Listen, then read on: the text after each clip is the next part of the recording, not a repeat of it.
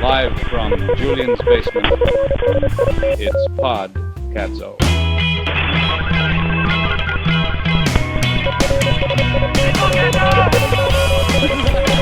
You give us an hour, and we'll give you the world. The world consisting primarily of YouTube references and Steely Dan trivia. I just love that podcast. It's podcadzo.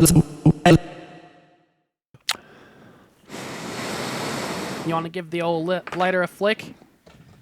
For old time's sake? Nice. Feels good.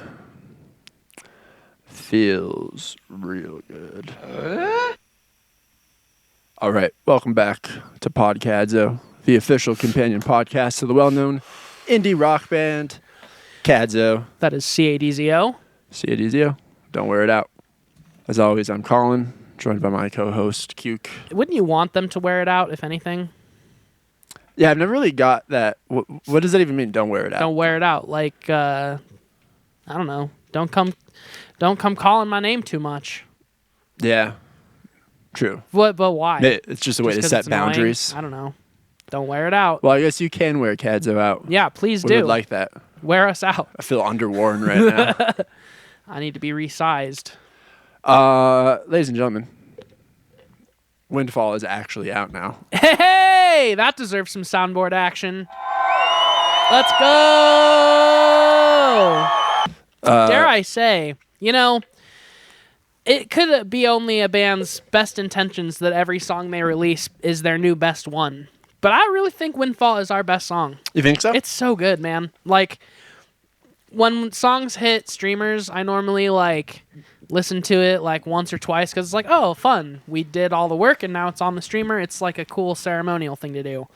Windfall, I've been, unironically listening to, every day. That's cool. I think it's a really good song, and it sounds so good. It does. I'm happy with how it turned out. I think it is a cool song. And yeah, I guess that's my favorite Cadzo song. Of all the ones that are released, I should say, at this point, it's my so you have an favorite. unreleased one? I think that there might be one or two. It's been a while since we played them, but there's one or two in the bag that aren't released yet where I'm like, this is probably my favorite thing we've ever done. Yeah. But I don't know, man. Windfall is really good. And it's got everything. It's hopeful and happy sounding and really cool production, but it's also proggy and it switches up a lot. And it's not a super linear song. I mean, it is a linear song structure, but it does even have ways that it's broken up within the linearness of it. True. Yeah, I think it's really good. It flows really good. Hell yeah. Well, I'm very happy for it to actually be out, because the episode last week that I delayed by a whole week because the song still wasn't out. So the single was supposed to drop May 22nd everywhere. And according to streamers, it did. Which is bullshit. It dropped on Bandcamp May 22nd. Mm-hmm. Which, because for those we have who don't control know, of yes, Bandcamp, because Bandcamp is the best. That's the only one where you can just interface with it directly. Yeah. As an artist. We use CD Baby. And I'm used. Never again. I've been waiting a while now to shit talk CD Baby on the pod. Let's have it. Because I have some grievances, to say the least. Mm-hmm. As you should. So let me go way back. First, when Cadzo started, for our first couple releases, we used DistroKid, which, as bad as CD Baby has been, DistroKid is an even more trash, corrupt service. I'll say DistroKid had all right support, and we never had major delays with getting our shit out there. They were pretty quick about it. But it's a well-known tactic that if you're a small band on DistroKid and your shit starts getting streamed, they will flag it on Spotify. Not Spotify itself, DistroKid will, because they don't want to pay you. An experience that we had. Several times. Yeah. Which is crazy, because we are small. I know. We did not pay for any placement. We got Larimer Street got placed on a big playlist, and we got a lot of streams from it. I don't know if they were, I'd like to think they were real streams, Some of them could have been bots. We have no control over that. Again, we did not put it on that we playlist. don't know from the artist side of things. We don't see what kind of, and I don't even know if Spotify can distinguish what kind of streams. I guess it can probably at this point. Yes, yeah. Like they have a way bot to do streams it. from- I yeah. don't know. They're able to detect it. But anyways, that was the thing. Spotify wasn't the one who sent us those messages. It was DistroKid. And I actually tried to reach out to Spotify, and Spotify was like, oh, we don't know about that. Like, that's something DistroKid is saying. Yes. It's like, oh, well, they don't fucking know. So anyways, we put the album, LP1, Mile a Minute Man, out with DistroKid just because that's what we had set up. And I don't know. I didn't want to go to a different distribution platform. The album comes out. People start listening to it. Target Market gets flagged for illegal streams, which is crazy because like Target Market was doing all right, but like it was getting like 50 streams a week. Yeah, even to this day, it didn't rack up like a metric fuckload of streams. And they start saying like, oh, if we're gonna take it down or whatever. So that's when I said, fuck you. I'm gonna take it down myself off of DistroKid. Took it down, re-uploaded with CD Baby. So there was like a day, like a month after the album came out, that the album wasn't on streaming services. But I heard CD Baby was cool. So since then, we've been using CD Baby, and I have had a pleasant experience with it. We dropped the album with CD Baby, the compilation album with CD Baby, and then Bored with the Melody. I think that's all we've done with it. I think the New Afternoons B-side, the Guinevere single. Oh, yeah, and when... That was after Mile a Minute. Oh, yeah, you're right. Yeah, Guinevere, too. Anyways, stuff always came out when it was supposed to, so on and so forth. CD Baby was all right. I don't think I ever had to interface with their support team, and thank God I didn't, because their support is non-existent. So with this, with Windfall, I'll say we were a little bit late uploading it. Like, they say to give at least 3 weeks. To upload it at least 3 weeks before the actual release date. And we uploaded it like just shy of 2 weeks. It was like 13 days or something before it was supposed to come out. But I've uploaded shit within a more narrow window, and it's come out on time. So I was like, oh, I'll probably be fine. And on the website itself, they say Spotify and Apple Music takes about 2 weeks. It's usually quicker, but 2 weeks maximum. So I was like, okay, sweet, 2 weeks. So like, even worst case scenario, it will just drop one day after it hits Bandcamp. Which is cool anyway, because it draws more attention to Bandcamp. That's what I was hoping to do. Like, oh yeah, we'll let the real heads go to Bandcamp, listen to it, buy it if they want. And then the rest of the people can listen on Spotify the next day. So May 22nd comes, it's on Spotify, but I'm not really freaking out. I tell you guys, like, hey, it's on Bandcamp. I imagine we'll be on Spotify and stuff tonight, because that's the 2 week mark. Right. And it was, we had a show that day, right? Yeah, we were playing the Atrium that day. Yep. Yeah. So jump to 3 days later, still not out. Nothing. So I'm like, okay, I gotta write in about this. CD Baby offers something they call fast forward, which is priority support, and it like basically puts you ahead in the queue of uploading stuff. And I was like, oh, okay, we're close to the deadline on this. I'll pay for that fast forward priority support. It's like $15 or something. So I submit a message to the priority support saying, hey, probably get this all the time. I know you can't control the partner deliveries, but if you could just look into this, like, it's still not out on Spotify and stuff. Hear nothing back. Wait another like 4 days. Send another message through that portal. 2 days pass. Hear nothing back. So send one more. Then finally, it's like over a week after we're supposed to come out. So all of us are like, what the fuck is going on? So that's when I start looking into like a customer support number I could call. I find one.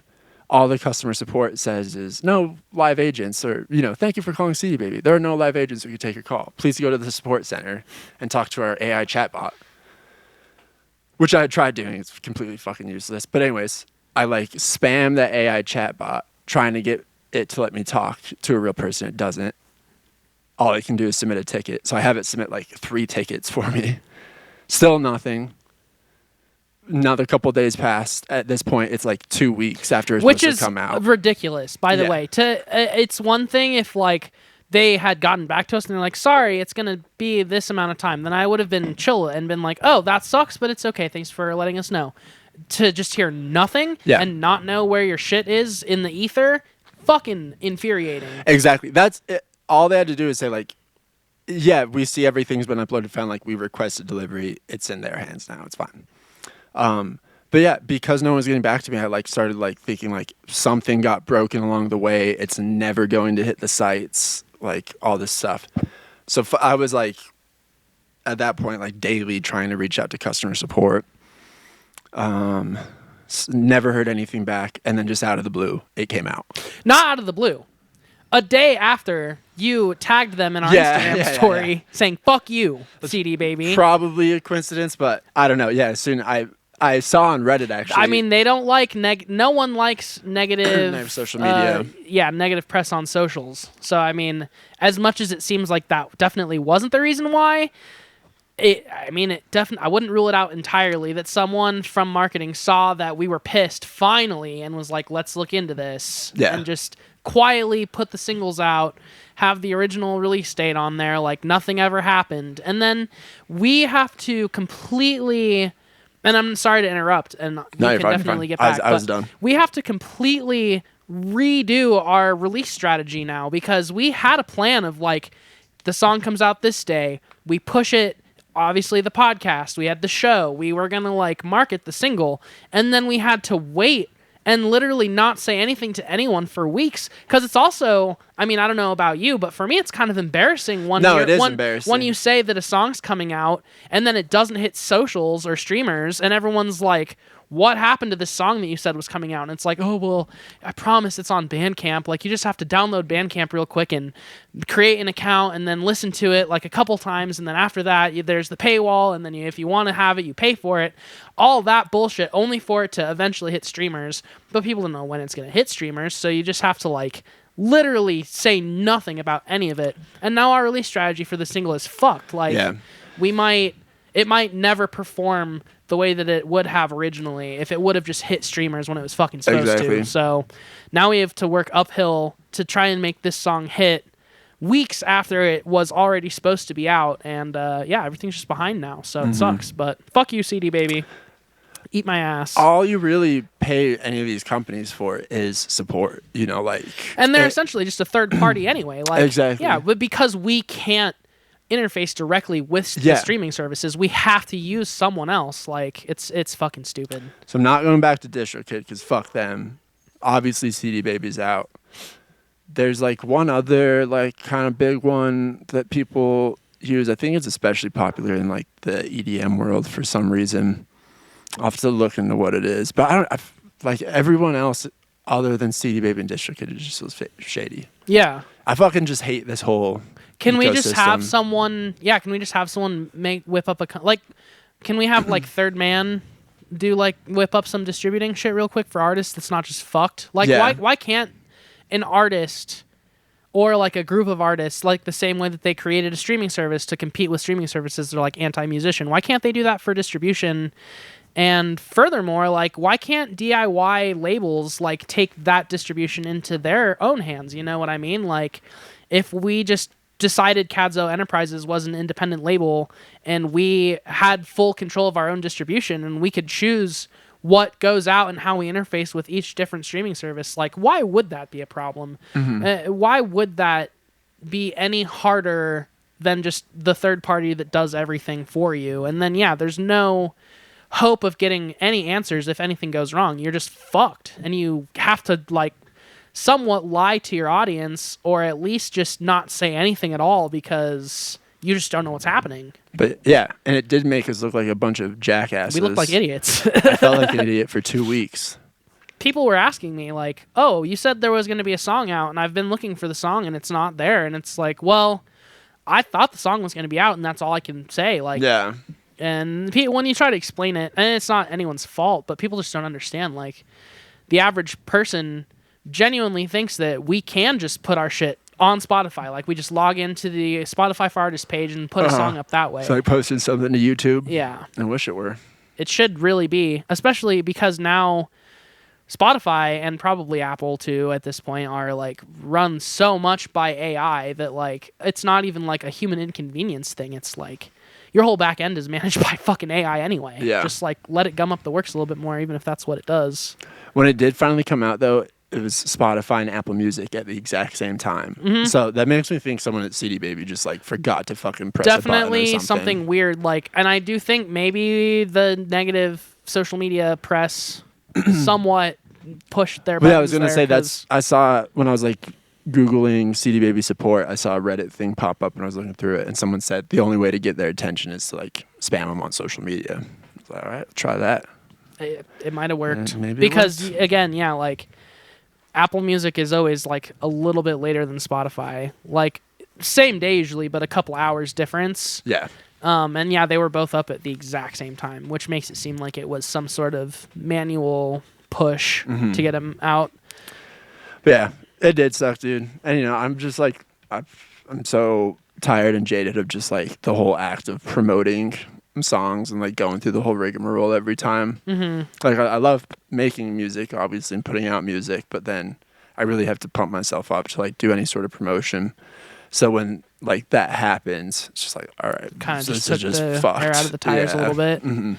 Yeah, that's fair. I think the good thing about being in a group like this where there's 4 dudes and we're all, I think, in different ways equally motivated, I think that helps. And we're also super collaborative. That helps, like, when one person gets a little deflated, that the other 3 of us are kind of there to, like, pick you up or whoever it might be and, you know, fill the gaps that might be present in our own mental space. Because yeah, the social media thing is exhausting, and it'd be really nice if you could just put a song out and then people that like your band just know that the song's out and they just go listen to it. But Yeah. it's really, that's not the way it works. There's people that genuinely do really like our band that listen to our shit fairly often, and they still don't see when we put new stuff out.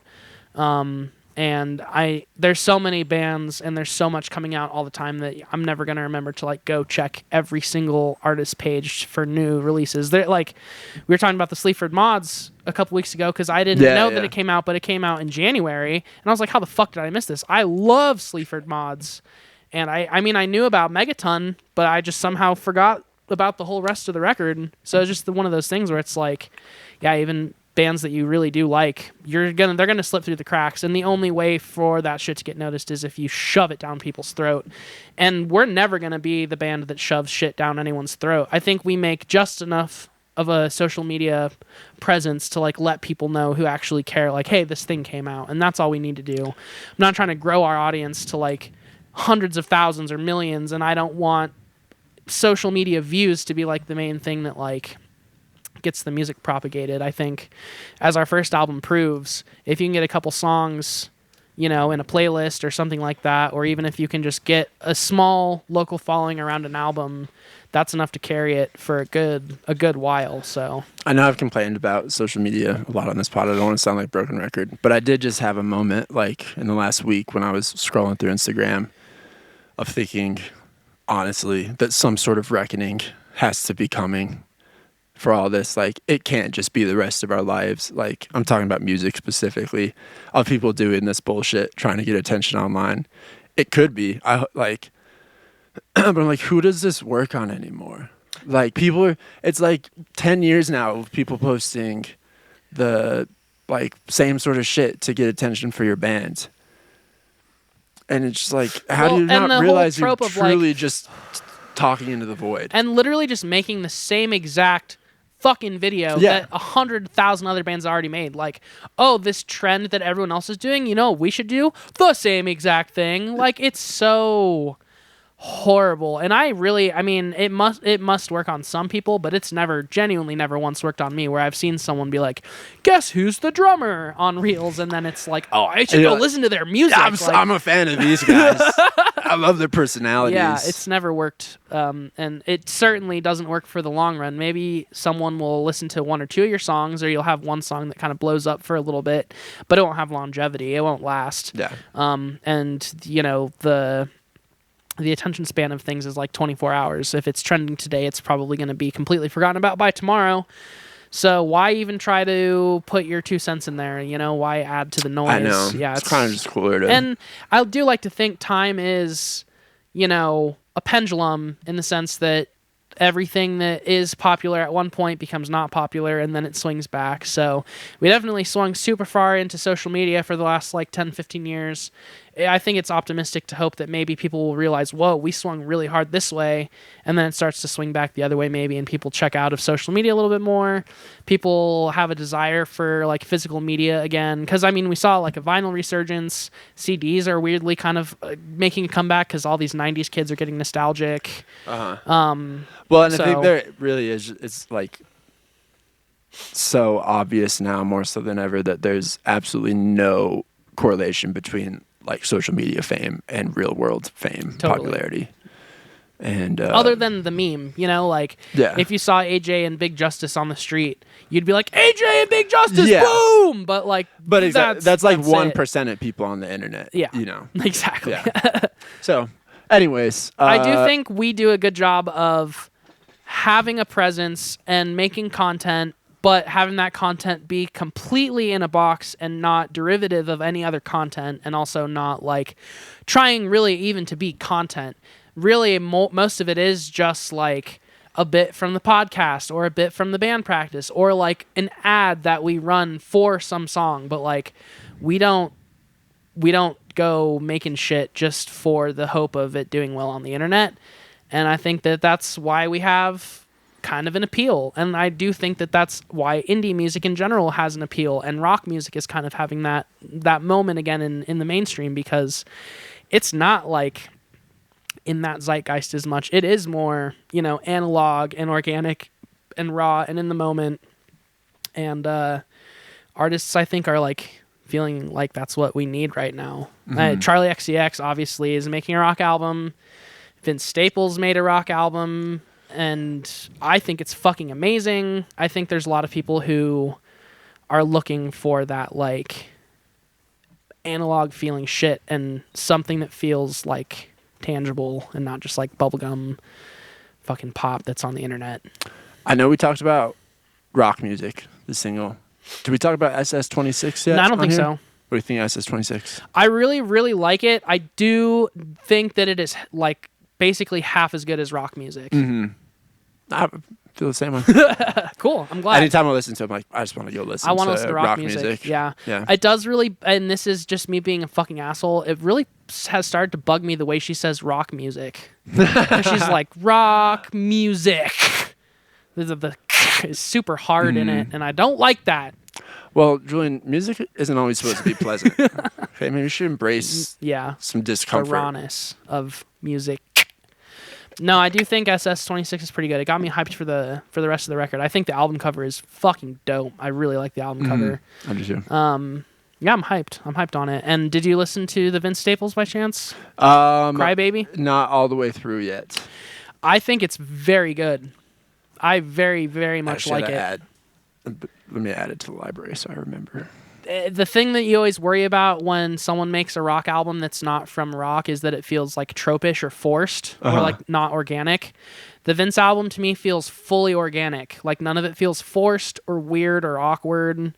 It all feels like something that actually came straight out of the heart for him. And I think it's produced in a really interesting way. Like obviously a lot of it is like digital or samples of instruments, I would think, but it all sounds very processed, but it also does sound like it could have at one point been dudes in a room writing like a rock song. So that's cool. Yeah, I think it's a really, really good release from him. I want to know what Sandman thinks about it too, because I know Sandman is a Staples fan.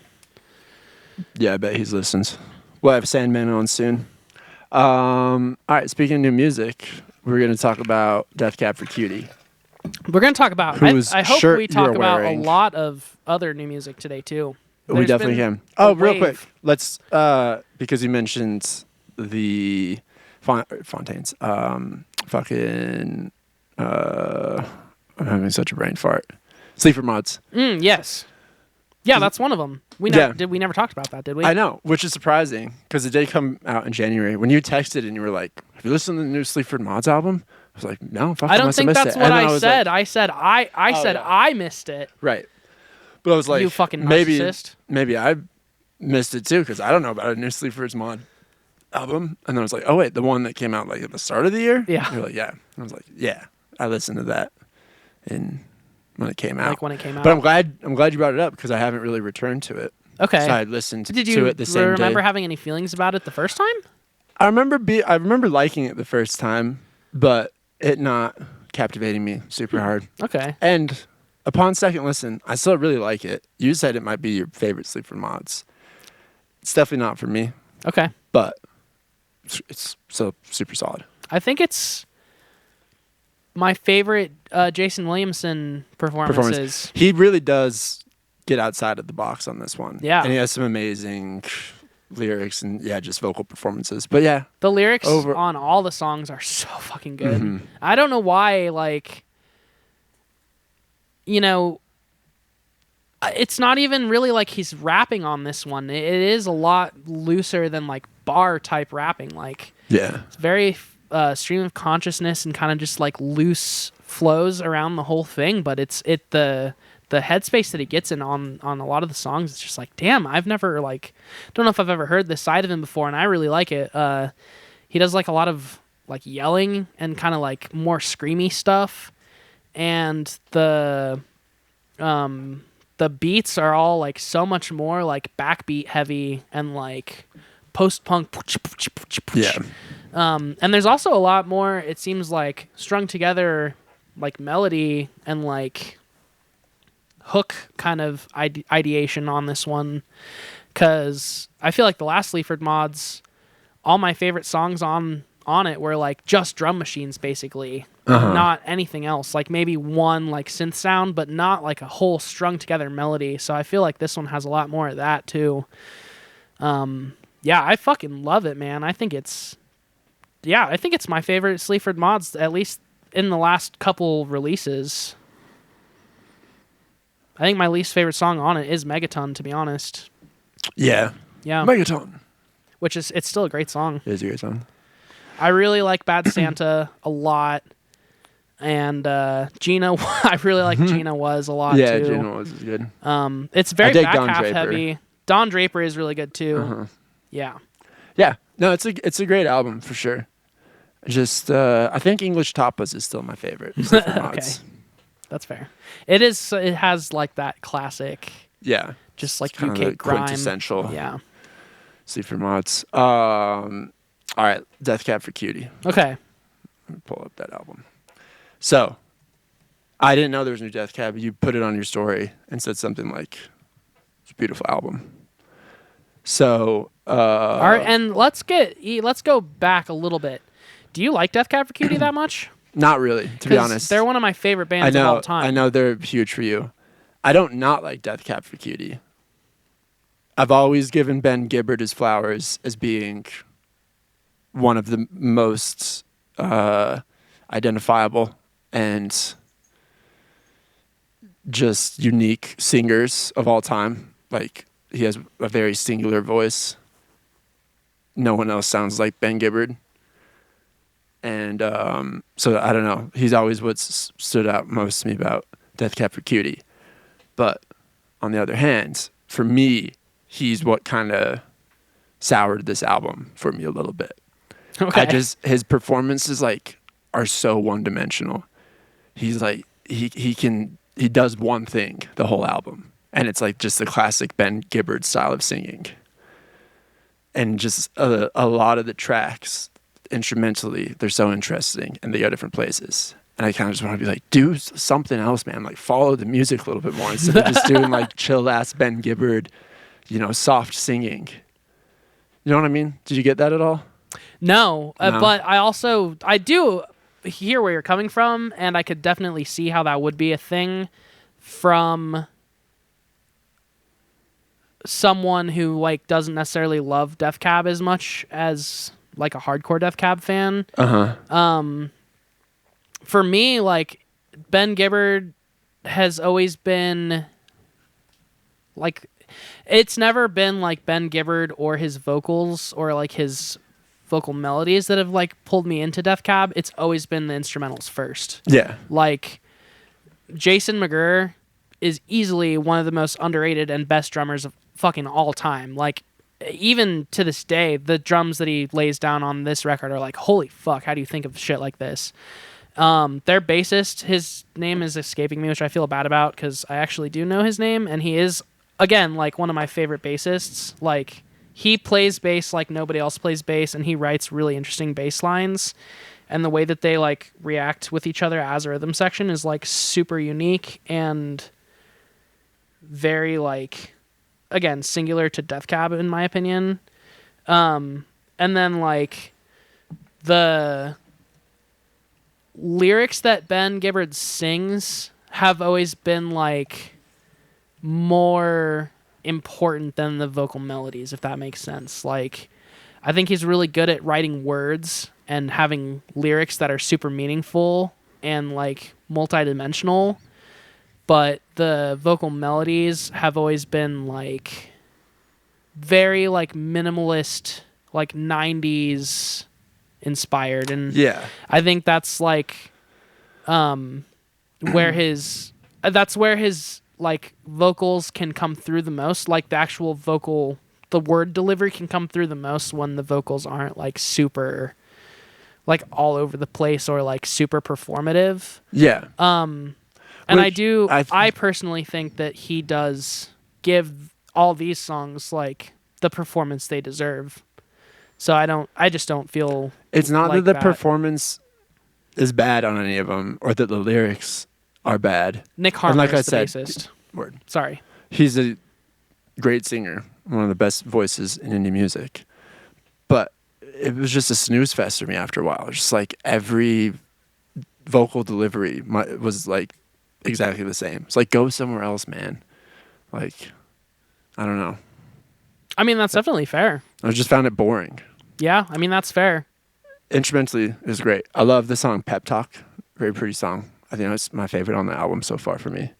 And the first Build True Tower. I really like the It's first, Built You a Tower A is really good. I really like Envy the Birds. It's in 5 and 6. Envy the Birds is maybe where he goes, like, his boldest performance, but it's still just so mild.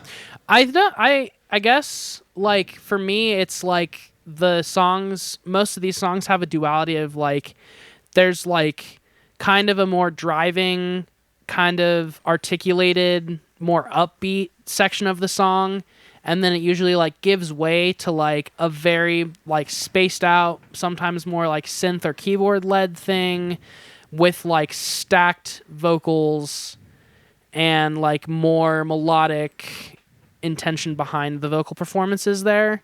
I think that's the thing and that's the thing that like gets me excited in most songs is like, I love it when an artist can do a song that's like really heavy and raucous and then somehow is also like really, really pretty and stripped back for a time and then finds a way to like get back to the full bore thing again.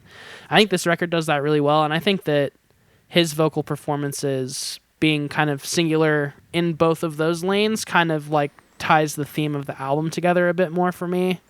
I definitely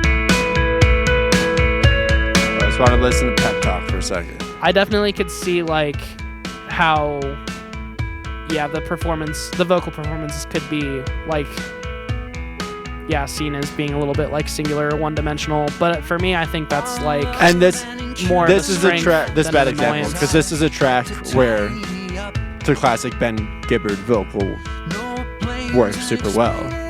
It sounds great.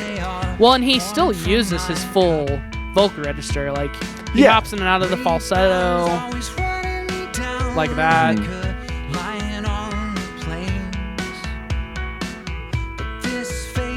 It's kind of also maybe just a mixed thing of like the vocals are mixed so far up. They are.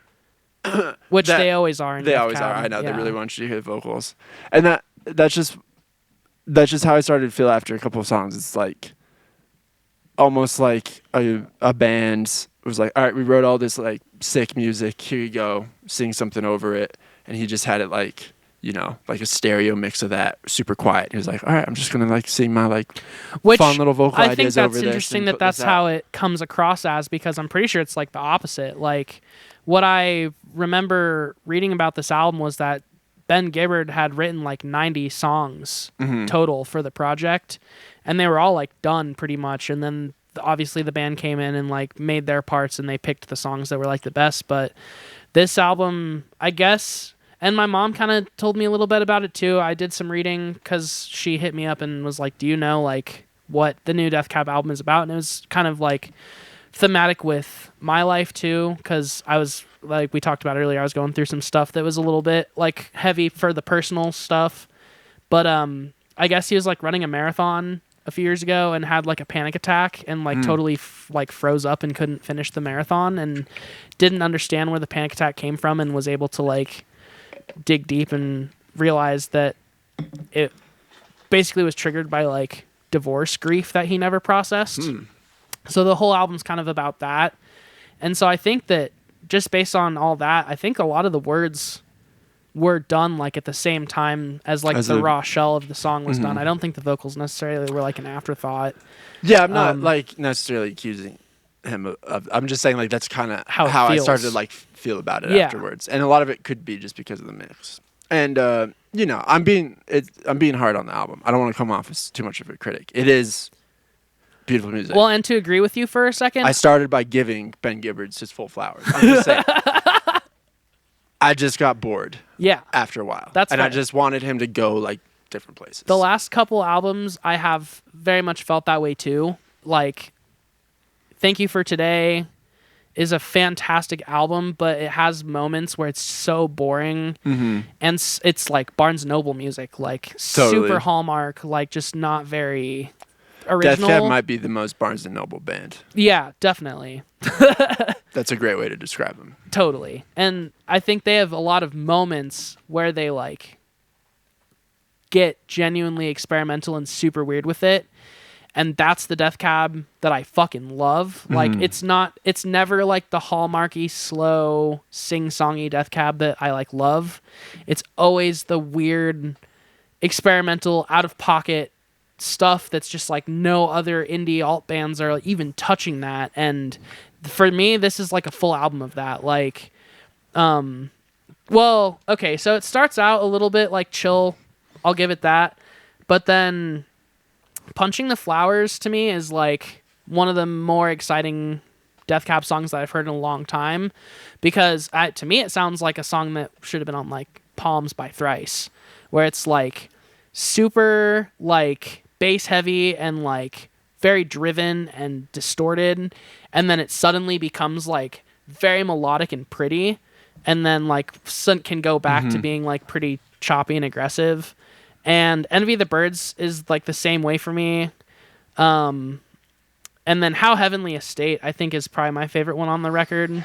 Yeah. And it's like the most out there in terms of like super weird song structure, and like very, like the whole middle section is like very taken apart, and I feel like very like minimalist. And the whole production of it is just like super different from anything that I feel like Death Cab's done lately. I haven't really heard them go down a road like that since like Narrow Stairs, which was a really long time ago. And Narrow Stairs is also like my favorite Death Cab album by far. So I feel like it's just it's more one of those things where it's like, as someone who likes that side of Death Cab, like this album really scratches that itch for me in a way that the last few like haven't necessarily done. Yeah. And I feel like the boys are still like fully there, like everyone's still giving 100% of their effort to like, the songwriting process and making really unique parts, and also making the production really stick out and sound like something special. I am happy for another Death Cab album, but I do have just like glaring holes in my Death Cab knowledge. Like, yeah, that's fair. Really, like Transatlanticism is the only album I've like really spent time with. Sure, and I think that's really good. Like, as a place to start, because obviously it's like their quintessential album. One, yeah. And when they were starting to tease the rollout for this album, it kind of maybe seemed like they were trying to make like another Transatlanticism record, where it was like they wanted to go back a bit and kind of sound like the older, more like post-punk, like Pavement-inspired kind of Death Cab. But I don't really think that this is like Transatlanticism 2. I think it's its own thing, and I think it winds together a lot of like the later period Death Cab stuff and like the way that the last couple albums have like sounded. It's still kind of in there with this one, but it's just like more jagged, more experimental with the songwriting and like song structuring. And whenever they do Odd Time stuff, I really just think that, like, honestly, no one really does Odd Time quite the way that like Death Cab does, just because their drummer and their bassist are so locked in. Yeah. All right, what other new music? Okay, let's see. There's new Interpol today. A new single? 2 new singles. I haven't listened, but I did see that the full album is dropping in like August 28th or something like that. It's coming up soon. Oh, that was funny. The first song is, I think, the title track of the record, and it's very, very different. I don't know. Interpol's one of those bands, and it's kind of like Elbow does the same thing. They put out a record like every 3 to 4 years, and the new record is always kind of like a reaction to, or like a step away from what they did on the last record, if that makes sense. Because like, you know, El Pintor was like them kind of going back to their roots and like refinding their sound, and then Marauder was like really, again, distorted and jagged and super like loud and just like chaotic. And then the other side of Make Believe was like really chill, and like a lot of piano-led songs were on it. It's so good. Mm-hmm. And again, yeah, just like not really like Marauder. So I kind of thought, you know, this one's out now, and it is probably going to be like louder and heavier and like kind of back to Marauder and maybe even El Pintor stuff. It's not really at all. Like it's even further away from. It's kind of like how when Arctic Monkeys did Tranquility Base, and everyone was like, okay, so now they're going to do another surf rock album, and then they like doubled down and did something even worse. This is kind of what they did, but I don't think it's bad. It's just really like not what I was expecting at all, at least for the first one. The second one sounds a bit more like conventional, but let's listen after. We're already pushing our luck on this by that's playing true. Pep We already Talk. played Pep Talk. I want to listen but, loud. Yeah, no, it's definitely like there's like girl vocals on it and very minimal performance kind of all around. So Word. That's really interesting. I already mentioned Crybaby, but I do think Crybaby is very, very good. I'd highly recommend anyone who likes kind of experimental, outside of the box underground rap to check out that record. And then Elder, which is like a progressive metal like band that I think I've mentioned a few times on the podcast. They put out a new record called Through Zero that is very, very good, like super enjoyable. It's 6 tracks, 54-minute runtime, so that kind of gives you an idea of the average track length. So it's definitely like a bit more of a stoner epic, like longer tracks, very like multi-dimensional tracks where it like goes to a bunch of different places. 1033, 847, 906, 1048, 850. Ooh, and a sub 6-minute song for the last one. Yeah. So Elder kind of did this with their first few albums, where they did like shorter track lists but longer run times, and then they kind of stopped, I feel like, over the years doing super proggy stuff, and kind of went back to just trying to make like shorter, more bangerish kind of songs. And then they did like a whole synth thing where they just like explored a bunch of synth textures for a while. And now it's kind of like everything kind of coming full circle, and it's like long songs, a lot of like odd time signatures, a lot of super cool and heavy riffs, but then also a lot of synth textures, a lot of like jams and kind of open-ended things like that. It's a fucking great album. I highly recommend it to anyone who likes more longer-winded stuff and like that progressive kind of element. The runtime is a bit daunting to me right now. Start with the first track and just let me know what you think about the first track. Okay, because check it out. I think you might get bored, like the kind of way that like ISIS makes you bored. Like this might make you a little bored, but I think if if you listen to it and like aren't distracted by other stuff while you're listening to it, you can find like the layers in it and how exciting it is. And then there's a new All Them Witches record, House of Mirrors. Oh yeah, that's Love it. okay. I'll check it out. I love it. Again, you probably might think it's boring because it's like very much just an All Them Witches record. I think this is them kind of like, again, going back to basics, refining their sound, new lineup, new drummer.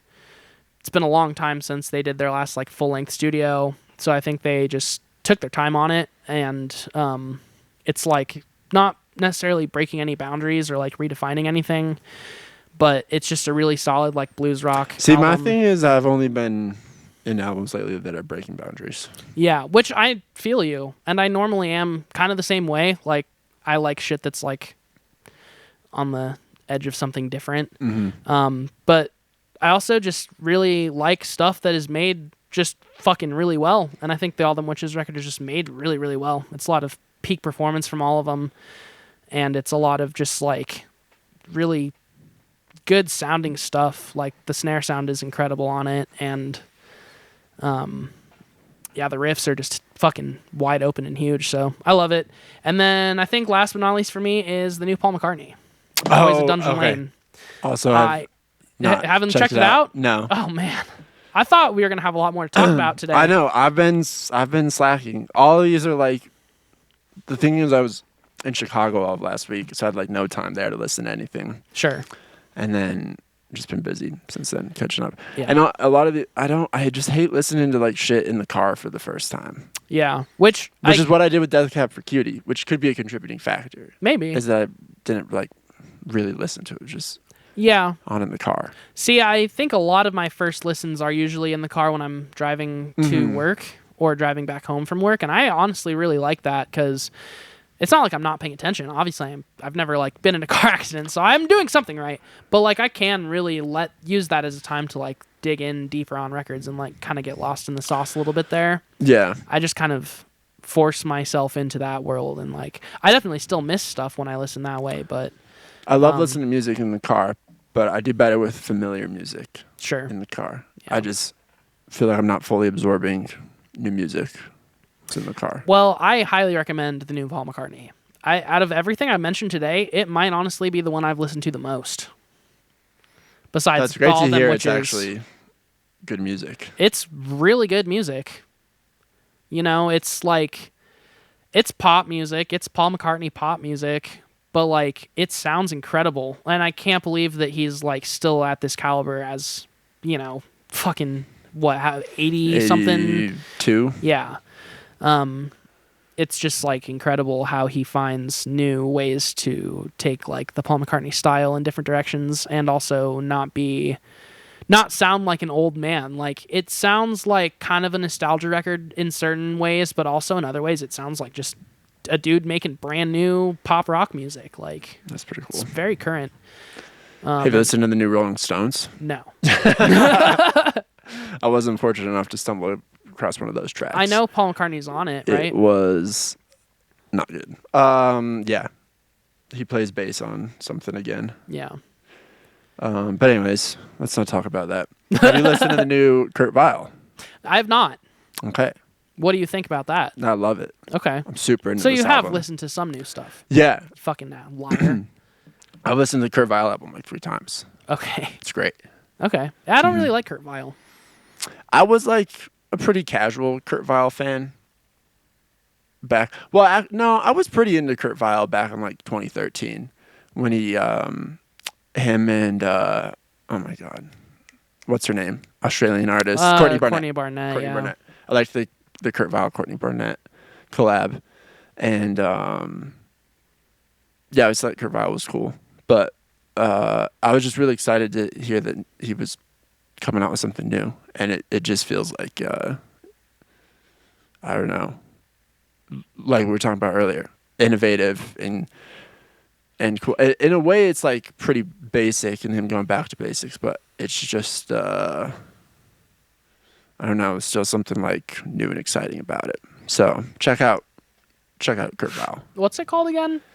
Something That's Philadelphia's been good to me. Cool. It very much has the feel of like a guy just like getting some sort of loop on his computer and just like laying down tasty guitar riffs and then just kind of mumbling stream of consciousness lyrics over it, but it works. See, like that thing you were saying about how Ben Gibbard is like singular and always does the same thing. That's like exactly how I feel about Kurt Weill and why I don't really like Kurt Weill, because he's always just like. He gets a little bit outside of the box on this one. Okay. I'll play you a track after this. Nah, it's okay. No, You don't have I'm to. gonna play you a track Okay, fine. after we listen to Interval. And then I don't know. Is there any other new music I've been listening to? I'm kind of disappointed in you, honestly. Yeah. I'm sorry. Oh, did you listen to the Ed O'Brien record, Blue Morpho? No. I think it's pretty good. I think it's like literally. That came out a little bit ago, didn't it? Literally like 10 times better than Earth. the first one. Let's see. When did it come out? Yeah, It's been like a month. May Few 22nd. weeks. Oh yeah, less than a month. Okay, I'll check it out. It starts good. We'll check and it ends out. good. I know. The new Periphery. I'm assuming you never listened to that. It's not. I decided I don't like it. Mm-hmm. Not new music, but I finally went and like spent some time with My Aim Is True, and it's really good. Really? Yes. Oh, I'm excited to hear that. I've listened to My Aim Is True, Mighty Like a Rose, and those are the only two so far. But I really like My Aim Is True. Have you ever listened to Imperial Bedroom? Mm-mm. That's probably my favorite Elvis Costello album. Okay. I'll go add that.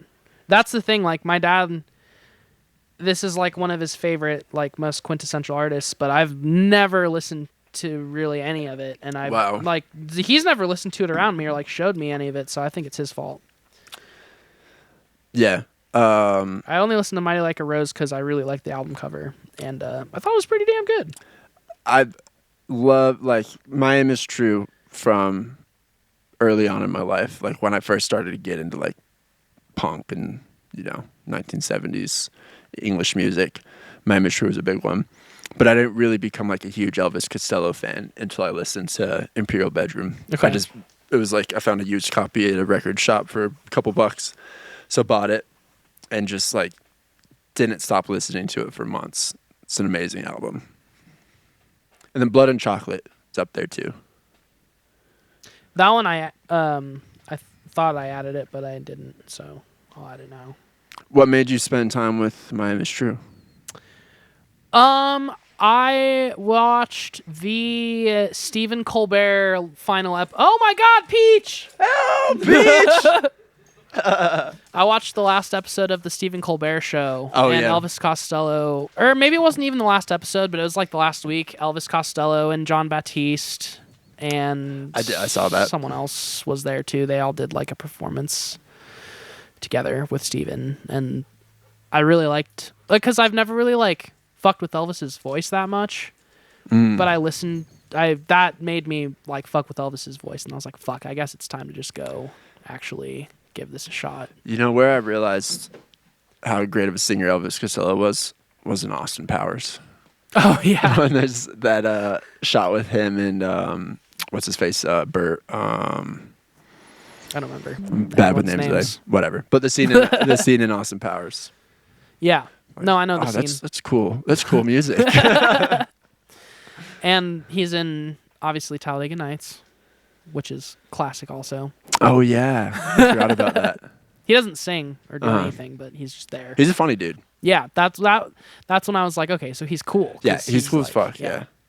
And it was, I guess, not necessarily like a random choice, but it seemed a little out of pocket that Elvis Costello was at Colbert's show, because I didn't know Colbert was like a Costello fan or whatever, so I was just like, just had him there because he's like kind of a American icon or whatever. But I think there was more to it than that. I was gonna say he seems like one of those dudes that's just in that circle, like with the SNL and stuff too. But then I remembered he's actually banned from SNL. He's banned from SNL because of one of the performances. They're supposed to play radio. Yeah. Radio, and he played something else instead. It really wasn't that controversial. It got him banned. Lorne Michaels, I think, can be a real dickhead. He's a little bit touch and go at times, I think. Yeah. But all right. All right, Let's just wrap it up. dude. Okay. Go ahead. Seemed like it was gonna be something good. Well, I was just gonna say, because we already talked about Paul McCartney a little bit, I was just gonna say I've also been listening to Band on the Run a bunch, because I like listen to Band on the Run like a little bit. Did you watch the documentary? No. I've just been been listening to a record. bunch of Wings because of the documentary. Okay. I watched that. I think it's on Amazon or some shit. I think so, yeah. Yeah. Amazon sounds Pretty right. good. I've been meaning to check it out, but no, I've just been listening to the record a bunch, and I fucking love it, dude. It's so good. Like, it's such a good album, and it's crazy that everyone in Wings was actually just so good. I know. Like, he Such a found good- such a good band. Yeah. And pretty much immediately they figured it out. Like, yeah. Truly. There is a new album I meant to bring up too. Okay. Other than Kurt Vile. The Rostam album, American Stories. Oh, it's out, huh? Yeah, it's out. It came out May 15th. How much like Vampy Weeks does it sound like? Very Not little. really. No. Okay, well, that's cool. Even because like his last albums, I mean, you can definitely hear the Vampy Weeks touch on it a little bit. His last couple albums, but this one sounds even less like Vampire Weekend than the other two. That's how out of the loop I got with Rostam. Was I thought this was his first one until I like went and like read more and realized that he's got other ones out already. Why would you? This is what's dumb. Why do you like leave a band that's doing good just to go have a solo career by yourself I know. that no one knows about? Like, why not just do both? I don't know why he had to feel like why he felt like he had to leave Vampire Weekend. Especially because they put out a record like I every know. 5 years. Yeah, you definitely have time for both. Right? It's not like he's been crazy prolific since doing Right. that. He puts out an album every fucking 4 years. Change Phobia, slept on album. It's a great album. Okay. I guess I just need to do a full on dive. From the Back of a Cab and Forerunner, off those albums, like feel like they should be much, much bigger songs than they are. But yeah, American Stories. And then I was going to say, I haven't been not listening to any music. I've just been Very selective. I've been selective, and I've not been listening to a lot of new music because I've been just going back to random albums and really diving in deep. Sure. One of those has been Disintegration by The Cure. Okay. I love that album. Dude, The Cure's really like having a full moment right now too. They are. They're fully back. Yeah, The Cure. They're really good. That's all you can say about them, really. So No. they're really good. I think they're like my mom's favorite band. Maybe. Yeah, I'm not surprised. And I did have a realization while listening to Disintegration, we've never talked about this, that Bono and Robert Smith can sound pretty similar to each other sometimes. I think that Robert Smith is one of those guys where it was like too close to proximity for Bono to really say like, oh, I was definitely influenced by him, but like there's no way he wasn't. Yeah. The whole All of You too, I think, was inspired by all of The Cure. All the like, cooler post-punk the way, bands, the way that Adam plays bass is basically just like the same way that the guy from the Cure plays bass. But Fascination Street off of Disintegration, I was listening to that and the vocals come out. I was like, this is like exact. It's if you told me this was a young Bono singing this, I'd believe it. Yeah. But anyways. Nice. Well, I am a little disappointed because we spent the first half of the year kind of shitting on how much the new music was not happening. And now that a bunch of happening new music happened, you're like, I'm not really checking out new music. Well, right I now. will. I just wasn't prepared today. I'm sorry. Fucking fine. It's fine. It's fine. We got a good one coming down the pipeline, folks. I think we're finally going to do our 2010s episode. Yeah. And then after that, we got to do our 2000s episode because I've realized that a lot of albums I thought came out in the 2010s actually came out in like 2009 or 2008. So probably got to go back even further. Okay. We'll do it. Okay. All right. Thanks, everyone. You seem really like ready to be done. Well, Will's here. I just think we should wrap up and start setting up for rehearsal. Fine. And I'm a sleepy guy today. Why? I'm sorry. I'm sleepy too. I don't know, dude. Okay, It's been fine. busy. No, we're done. I'm sorry. That's sorry fine. You've been busy. Sorry, It's a good thing. you've been though. busy too. It's a good thing to be busy. Well, I've been just busy with some bullshit too. Oh yeah, well that's not good. That's not good. Listen to the new Paul McCartney record. You'll feel better. I will. I'm going to. Okay. Goodbye. Okay, bye.